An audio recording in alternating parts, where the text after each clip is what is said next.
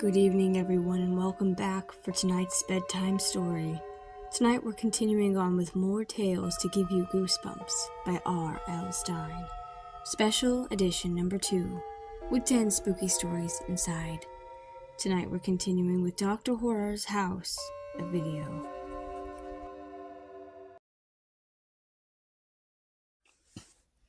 Hey there, it's me, Mama Tori. I'm just popping in here to touch base for just a moment before the story. I noticed many viewers aren't subscribed despite the growing traffic. I'm hoping to reach 500 subscribers by the end of the year, and it would mean a lot to me if you could subscribe as well. Liking and leaving a comment about your thoughts on the story help as well, and of course, make sure to enable your notifications so that you can get a regular bedtime story from me every night. I also sponsor myself, so if you'd like to support my channel and small business, check out my products on Etsy, my books on Amazon, or even consider joining my Patreon. I really appreciate all my viewers. Thank you so much for tuning in. Now, let's get back to the story.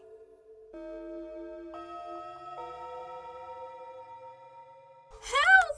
Help! Screams echoed through the crowded streets. Something huge and menacing and green rose above the steel-gray city. A giant monster. A plant monster.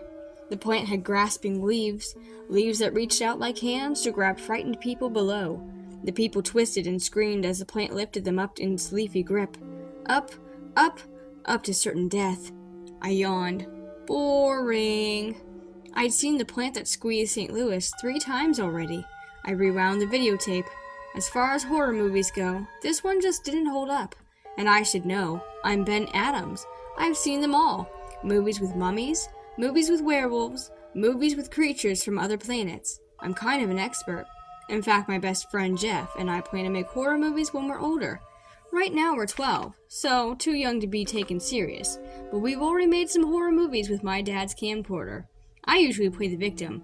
It helps that I have red hair that stands on end and very pale skin. I'm great at acting scared. But what does that do me now, with Jeff at camp and me on vacation? That's where I am. On vacation for the summer with my parents. My mom and dad rented a house near the mountains for the whole month of August. There's nothing to do here, nowhere to go, and worst of all, no kids my age. Mom and dad say, "Go out, have fun." But where? I'd rather stay inside, watching horror movies. And I have. For 2 whole weeks now. I've been watching videos I brought from home. "Ben!" my mom called from the other room. "You've been stuck in front of the TV all afternoon." She walked in and then yanked open the blinds. I blinked in the sudden light. "It's time you got out for some fresh air. It's not healthy for a growing boy to sit inside all day. I'm going into town for some gardening supplies. Why don't you come with me?" Dad works in the city during the week and is here on the weekends, but Mom is a teacher, so she has to take the summer off. But what does she do? She works in the garden. "Ben," Mom said in her voice that meant business, "do you want to come to town?" It wasn't an invitation either. It was an order. "But Mom," I argued, holding the monster video box so she could only see the plant, "I'm watching this educational movie about nature." Mom rolled her eyes. "That's a horror movie and I know it. You're wasting your summer, Ben, watching that stuff. Now let's get going." In town, Mom headed straight for the garden supply store. I gazed up and down the street. I'd never been in this part of town. Something caught my eye. A video store. "I'll meet you up the block," I called to Mom. Hurrying away, I tried to control my excitement. I could get a fresh batch of videos. And best of all, the store was called Dr. Horror's House of Video. It must be all horror movies. How lucky can a guy get? I stopped outside the door. The frayed awning drooped in front. A layer of dust covered the windows. I wiped the dirty paint and peered inside. The inside looked as old and dusty as the outside. Videos were piled everywhere. Fine with me, I thought. Who knows what I'll find under all that mess? The door creaked open, and I hadn't even touched it. This just got better and better. Quickly, I slipped inside. "Can I help you?" someone asked in a low, whispery voice. I whirled around. An elderly man with flowing white hair stood behind me. He had white, bushy eyebrows and a face creased with 1,000 tiny lines. "My name is Dr. Horror," he said in that whispery voice. He leaned heavily on a cane and then waved it at all the shelves. "Welcome to my store." Dr. Horror smiled and I saw that he was missing most of his teeth. "Do you like horror movies?" he asked. "Are you kidding?" I replied. "I think I've seen every horror movie ever made." "Well, I bet you haven't seen any of these," Dr. Horror said, chuckling. "I make my own in the old garage behind the store." I grinned. "Really? Just wait until I tell Jeff about this," I thought. "He'll be totally jealous. Even if he is having a great time at camp, I'll bet he hasn't met anyone like Dr. Horror." "Go on, look around," Dr. Horror told me. "I'm sure you'll find something to frighten you." This was so cool. I hurried to check out the videos. 10 Tales from the Mummy Files, Monsters at Midnight, A Boy and His Werewolf. "These are terrific," I said, lifting a vampire video. Vampire on the front had deathly white skin, a drop of ruby red blood ran down its pale chin, but his expression that was really grabbing to me. His eyes bore into mine, as if he were gazing into my soul. Which video should I get? I couldn't decide. They all looked so good. Then I saw a movie playing on one of the video monitors off in the corner. On a screen, a huge monster, half man, half lizard, stepped out from a slimy swamp. He was searching for something to eat. Squish, squish, squish went his webbed feet as he spotted a boy in the distance. Lizard man advanced. I watched, spellbound. The monster crept closer and closer to the boy. I moved closer too. The boy's face twisted in fear. I could feel the boy's fright. I could sense his horror right in my gut. Creak! A noise from behind me. I started to turn, but then Lizard Man clutched the boy's shoulder, and I felt somebody grabbing my shoulder. Something cool and smooth. I looked down. A green hand gripped me. Hard! "Lizard Man!" I screamed. "Excuse me?" said Mom. She let go of my shoulder and took off a green glove. "I just wanted to show you off my new gardening gloves." She shook her head and stepped in from the set. "These horror movies make you so jumpy. Ben, I don't think that you should be watching these. Let's get you home." I peered around Mom, trying to see the screen. "Now," Mom insisted, and she dragged me out the door. The next morning I woke up early. I wanted to get to the video store. I had to see Lizard Man end, but I couldn't say that to Mom. She wouldn't understand. "I'm going for a bike ride," I told her. Mom's mouth dropped open in surprise. "You're going outside?" Before she could ask any questions, I wheeled my bike down the driveway and hopped on. 15 minutes later, I stood in front of the video store. A closed sign hung on the door. The store was dark. I hopped from one foot to the other. When would it open? When would I find out about Lizard Man? I peered through the dusty window, hoping to spot Dr. Horror inside. No such luck, but I did see a flickering light in the corner. A movie played on one of the sets. I squinted at the screen. "Lizard Man!" "Dr. Horror!" I called, knocking. "Are you in there?" I jiggled the doorknob. The doorknob swung open with a creak. "Dr. Horror?" I called in. No answer. The only sound I heard were the voices in the horror movie, and the only light came from the TV. I'll sneak in, I decided. I'll watch the movie, and then sneak back out. No one will ever know. I edged forward, staring at the TV. An hour later, the movie ended. Lizard Man gobbled the boy in a few quick bites, then he had the other townspeople for dessert. Cool. Definitely one of the best horror movies I'd seen all summer. The VCR switched off. The room suddenly felt dark. It was time to leave. I made my way to the door and pulled at the knob.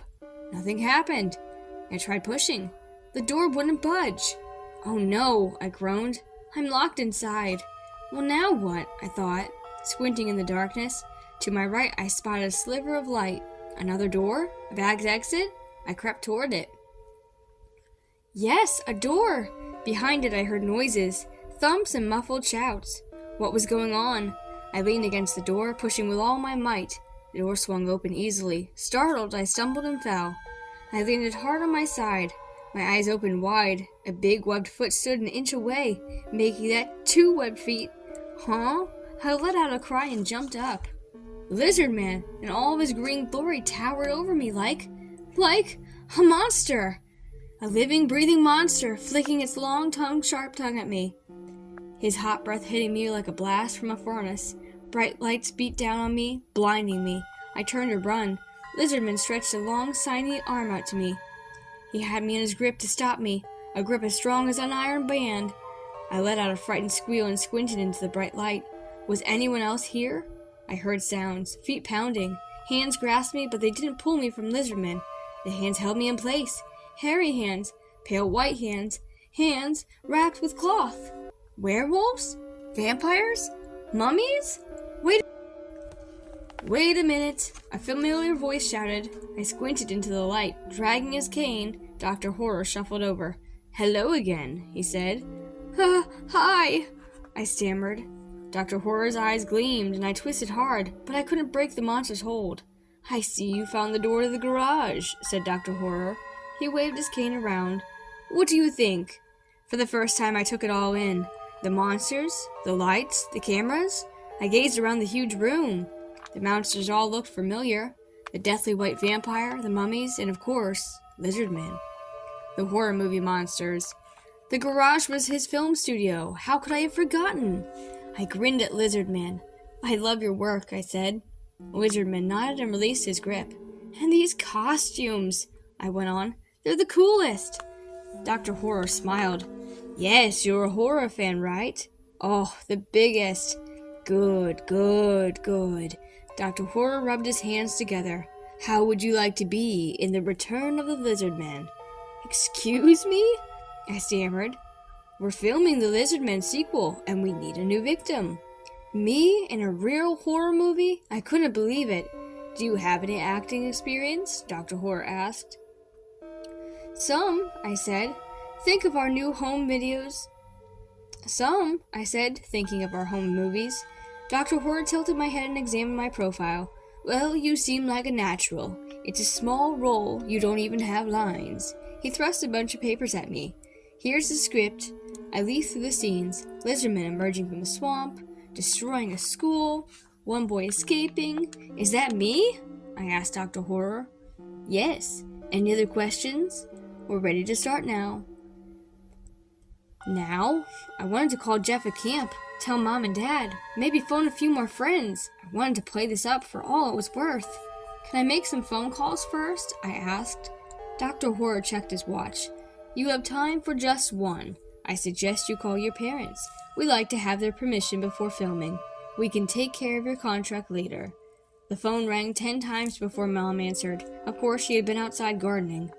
I'm not sure, she said when I explained about the movie. But Mom, I shouted, this could be my big break. Please. It's so important to me. I took a deep breath.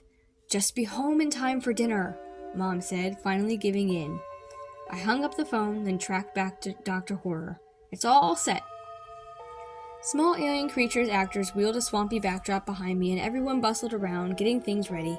A four-armed actor plopped a tree right behind me, and a vampire mummy stood next to the cameras. The werewolf set the lights. There, he said. A murky glow bathes the room. Dr. Horror motioned for me to stand against a tree. We'll tie you up, he whispered, strapping me to the trunk, for your big scene with Lizardmen. All right, I said, remembering the part in the script. All I had to do was act frightened. Simple enough. Dr. Horror shuffled over to the director's chair. Now, he said. You lost your way in the swamp and fell asleep. When you woke up, you were tied to this tree. You know Lizardman is coming back, but when? He turned to the vampire actor running the cameras. Roll him, he said. Okay, action. Lizardman crept through the swamp. I tried to look scared, but I was too excited, too happy. Cut, shouted Dr. Horror, shaking his head. More feeling. I tried again. I opened my eyes wide. Lizardman glided closer. His tail swept from side to side. His eyes darted back and forth. He really seemed hungry. What an actor! Lizardman flicked out his tongue to catch a fly. Great effect. And the makeup. As Lizardman slid nearer, I saw just how monster-like he looked, even up close. Green skin, red bloodshot eyes, long, slimy tongue. Hey, wait! I called out. What? Snapped Dr. Horror impatiently. Don't I need makeup too? Lizardman stood inches away. I know I'm supposed to be an ordinary boy, but these other actors look terrific. I reached up to touch Lizardman's face. Is this a mask? Ugh. The skin felt bumpy and cold. It had to be a mask. Hey, can I see it? I tugged at the mask, but it didn't budge. It's stuck, I announced. The other actors crowded around. How nice, I thought. They want to help. The vampire actor stretched his mouth into a teeth-baring grin. His sharp teeth glinted in the light. Coming closer, he pulled my arms behind the tree and then he tied them with another rope. I didn't remember this from the script. "Hey!" I shouted. "What's going on?" Nobody answered. Instead, the mummy unwound the wrapping from his face. I gasped when its decaying flesh hanging from its... Instead, the mummy unwound the wrapping from his face. I gasped when I saw that its decaying flesh was hanging from its bony frame, and its eyes glowed red eyes. The werewolf shimmered for a moment, growling deep in its throat. He raised his paws and deadly nails popped out. 2 sharp fangs burst from either side of his mouth. His nose quivered with excitement. This couldn't be trick photography. What was it? I started to tremble as I answered my own question. These weren't actors from a horror movie. They were monsters. Real monsters. "Let me go!" I cried, struggling to get free. The heavy ropes cut into my hands. I had to escape. I had to. But the ropes held me tight. I was trapped. His eyes glowed excitedly. Lizard Man breathed in my face, and his hot breath hit me with full force. A smell like the bottom of a swamp. My stomach turned. Lizard Man's teeth scraped my face. His scaly hands gripped my neck. His tail sliced through the air. "Dr. Horror!" I shrieked. "Save me, please! Do something!" "Whoa! Stop, monsters!" Dr. Horror called out. "Stop at once!" Oh, thank goodness. I thought, I'm okay. It was all my imagination. As the monster stepped back and Lizard Man froze in place, I let out a relieved sigh. How could I get so carried away? Dr. Horror reached out to untie me, I thought, but I was wrong. He reached up to my head, and he fixed my hair. "Okay, monsters, now we're ready for the big eating scene," he said. "Roll 'em!" The end.